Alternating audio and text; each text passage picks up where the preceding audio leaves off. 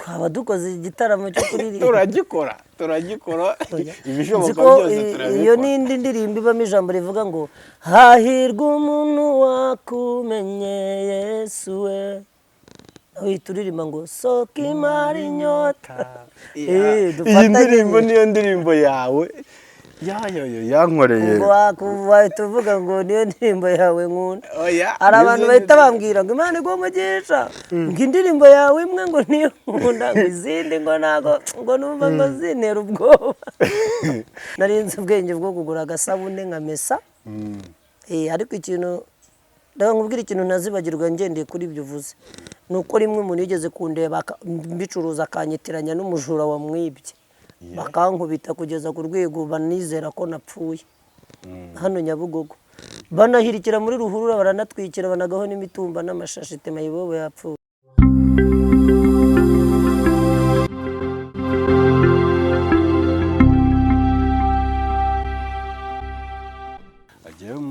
Pastor Bernard nejejwe n'Imana kubwo kongera kuboneka hano mu kiganiro uyu munsi rero ndi kumwe n'umwe mu bakozi b'Imana Imana igiye ikoresha imirimo n'ibitangaza hano mu Rwanda ndetse no hanze y'u Rwanda mu bihugu bitandukanye haba mu ivugabutumwa iramukoresha haba mu buhanzi haba mu ngeri zose n'umwe mu bakozi b'Imana dufite kandi bagiye bagira umumaro abantu benshi turakwakiriye mutumishe wa Mungu murakoze cyane amakuru y'iminsi ni meza ndakwishimiye Theo njye numvaga ndi bukurushe ariko kuko ntanze kubivuga nanjye ndakwishimiye ariko nanjye narinzi ko niduhura nzumva umunezero muri njye kuko ntiduhuye ubwa mbere cyokoza duhuriye bwa mbere mu kiganiro kuri iki kinyamakuru Yesu ni byose njya kuvuga ngo Yesu birashoboka oya n'ubundi birashoboka byagumye biza mu bako nshaka kuvuga ngo Yesu ni byose nkubaravuga ngo muri Yesu birashoboka byose birashoboka ni byose n'ubundi urebye nuko bimeze mbese ndashima Imana urumwe mu bantu tujya tuhura tukaganira nkumva turahuje kuvuga amagambo y'ubwenge buriya ndagukunda cyane yabijemo ngo y'ubwenge rero ubwo ndavuga ariko sinzi ngo navuza y'ubwenge ngo mvuga nyine uko mbyumva nkanjye bibangiza amahirwe bikaba birimo ubwenge urumva mba ngize umugisha Imana ijye imfasha ahubwo bimere nk'uko uvuze ubinyatureho bimpame bibi by'ubwenge abakubonye kuri Yesu ni byose TV bwa mbere wabibwira ute nk'umuhanzi jewe muri iyi minsi kwibwira abantu rimwe na rimwe mbikora numva ari nko kugira ngo mbikore ariko mbavuga ndavuga ibintu bihe bindi ubundi hari igihe bakubwira bati bwira abahanzi nk'umuhanzi ukaririmba n'igihe bakubwira ati ibwira abantu ukavuga uti nitwa gutya n'ubundi niba uvuze ngo nitwa gutya baba babizi ko naririmba ubu rero bahitiremo uko babwira amazina yawe ntuyavuge yiwe nakumvishe numva avuganisha ariko nanone ni byiza ni ukuganira yego njyewe nitwa Theo bose babireba ngira n'indirimbo ivuga ngo icyifuzo cy'abakwanga kibaye ubusa imigambi y'abana b'abantu siyo Imana bari bazi kugiye gukorwa n'isoni barajya hehe k'ijuru ritabaye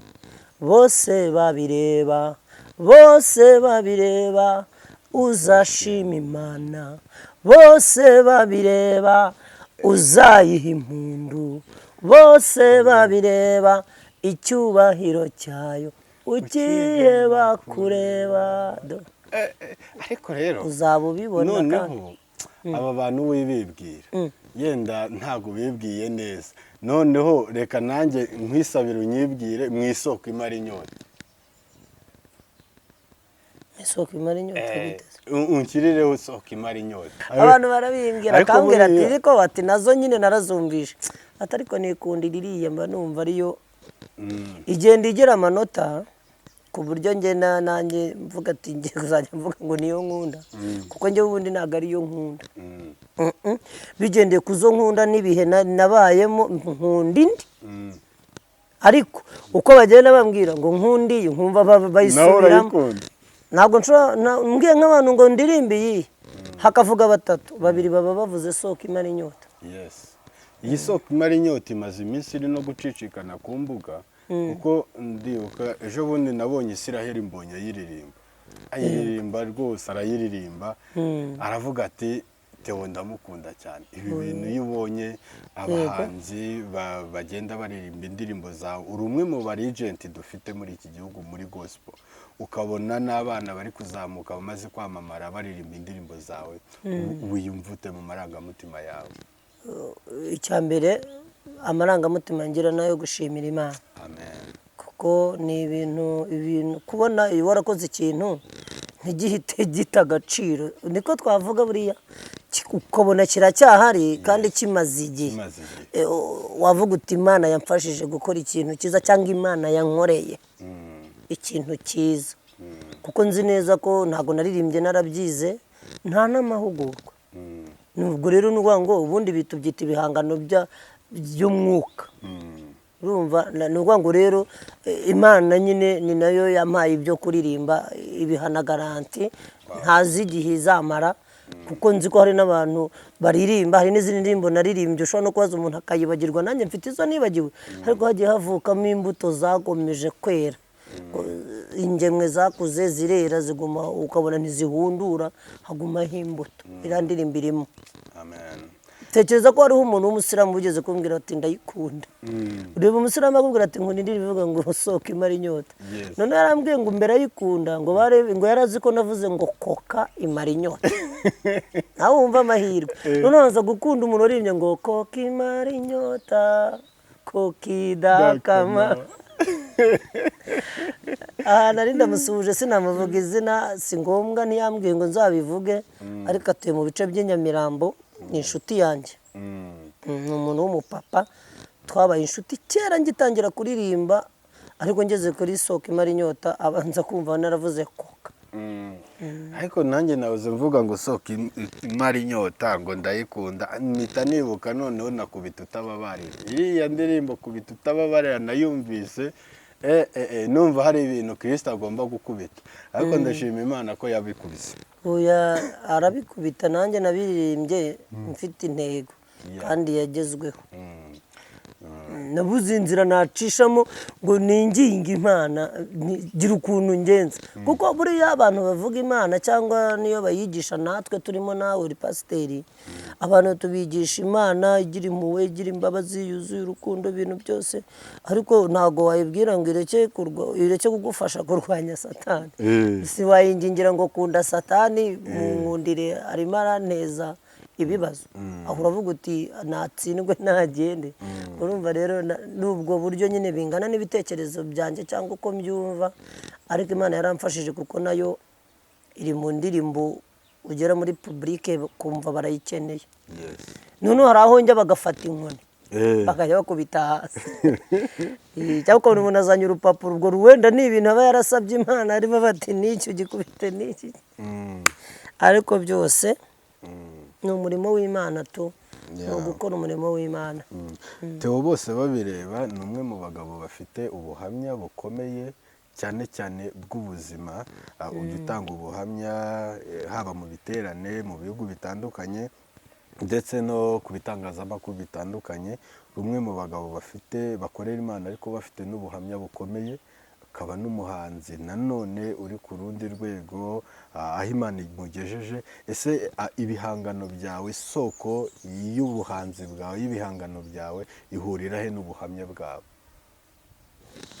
Isoko y'ubuhanzi igahurira he n'ubuhamya? Ese ibihangano byawe biva mu buhamya bwawe? Ubundi Yesu yigeze kubwira umwami umwe aramubwira ati wakabimenya ni uko nibyo jyewe ubuhamya mfite cyangwa ubuzima naciyemo cyangwa se imibereho nabayemo niyo yatumye mbona icyo kuvuga. Nabonye impamvu yo kwishingikiriza kandi ya nyayo y'ukuri yatuma mpagarara ngahamya Imana. Bisobanura ngo ubwo hari ibintu Imana yakoze hari ikintu Imana yakoze gituma navuga nubwo Imana itagira ikintu imarira ntabwo nari kubona icyo nyivugaho. nari no kujya mu ruhande ruvuga ko wenda itanabaho kuba narabaye umwe mu bagabo bo guhamya ko Imana igira neza ishobora byose nkumva nabikangurira abantu kuko nzi neza ko isi yorohera bake nimba banahari simbizi ubundi ntabwo yorohera abantu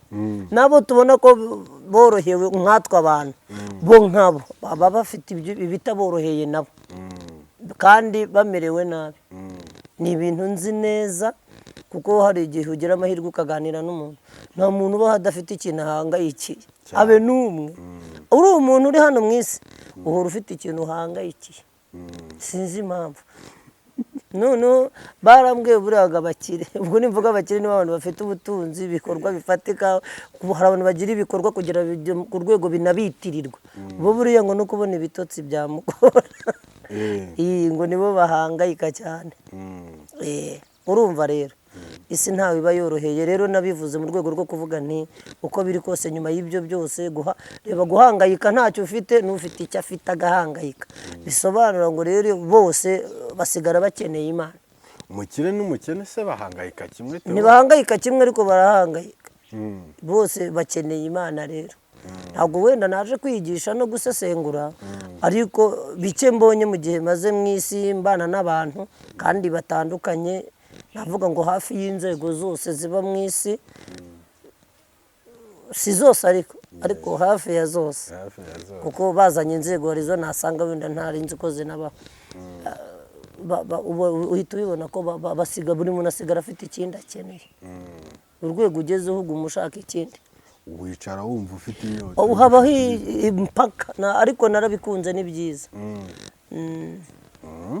cyane rwose ibintu uvuga niko bimeze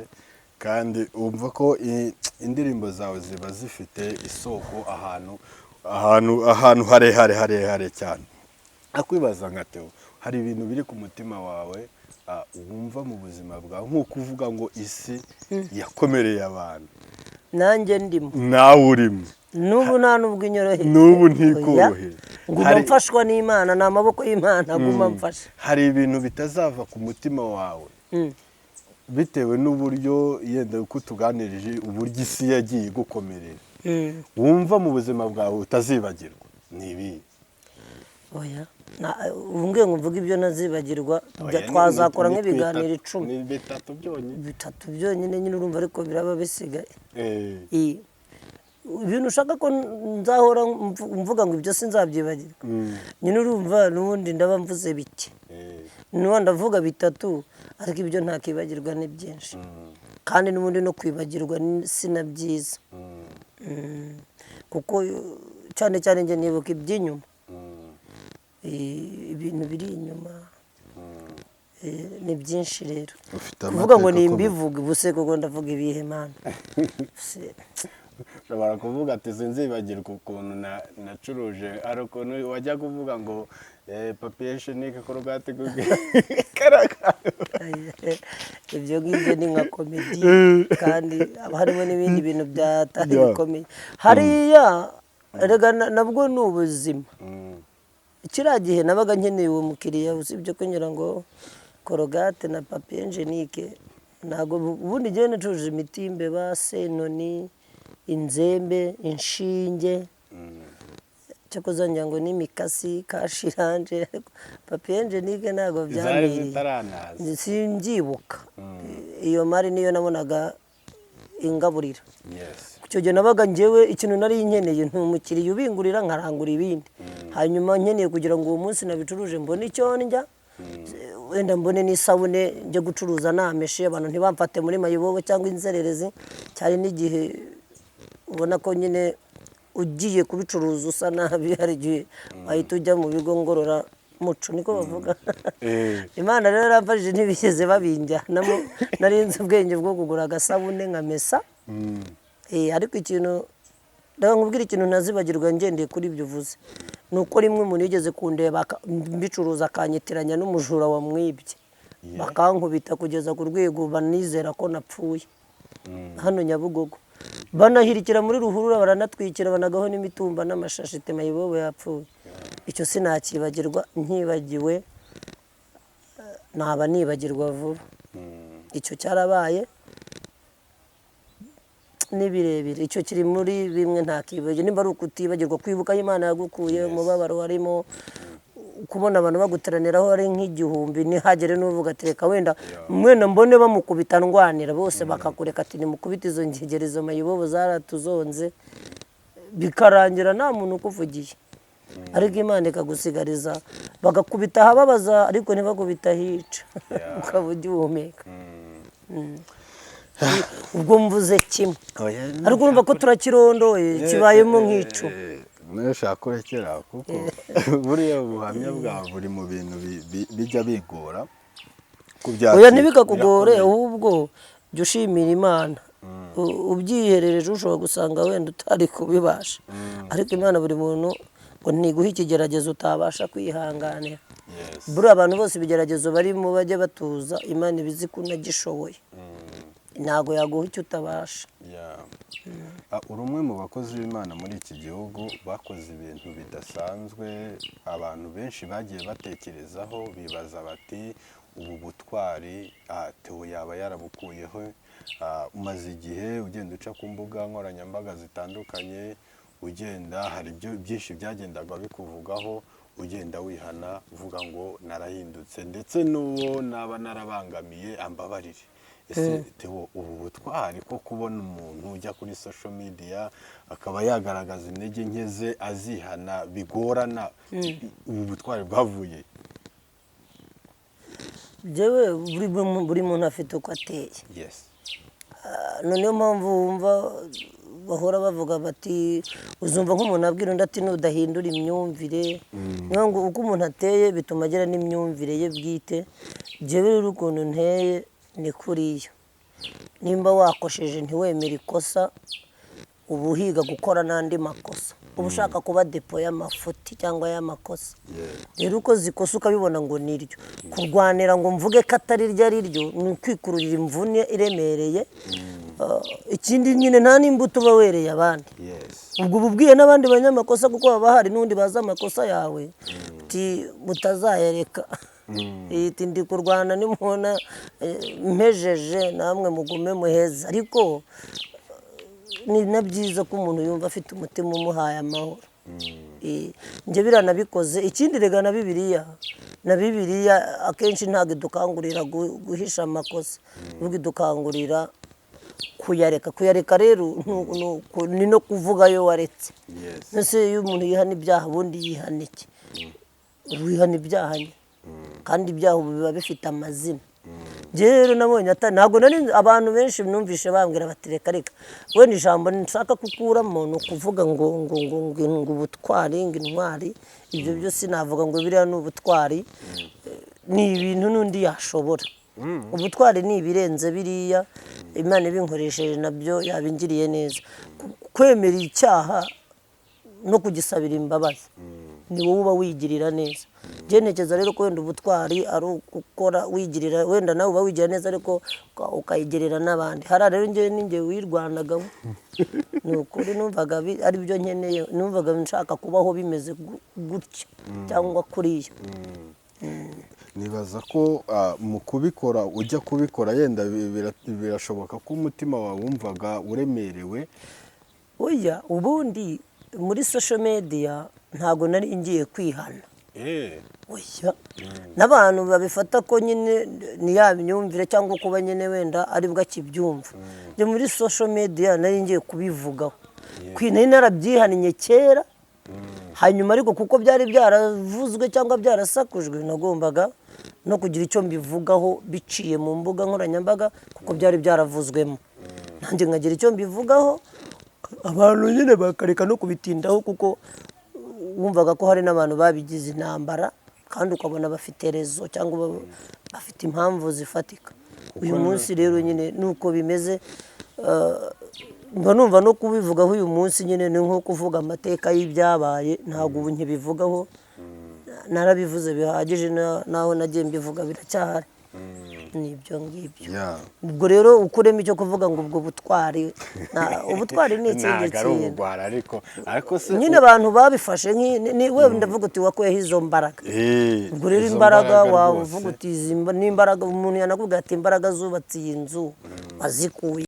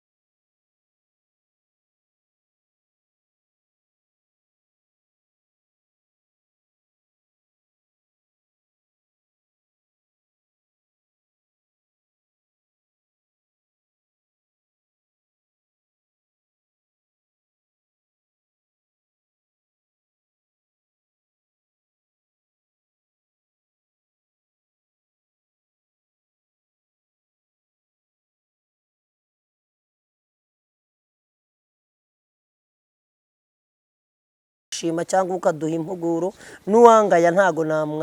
namubarakarira. Umuntu uretse no gushyiraho komenti ku ndirimbo niyo nasohoye yitwa Baramaze, umuntu ashyiraho komenti itari nziza, noneho kumwe nyir'ubwite ashobora kuguha like, ndamurayikinga nawe ndamushimira nshyiraho ka gatima. Umuntu umwe w'umunyamakuru arambwira ati ndumiwe, ati umuntu akakuvuga kuriya nawe ukamushimira. Ndavuga se uwo mwanya we yataye abivuga kuki wo utawubara ko nawe ari umwanya. Kunyitaho akumva yagira icyo ambwira kibi, nawe hari imbaraga ze yatakaje kandi nazimusabye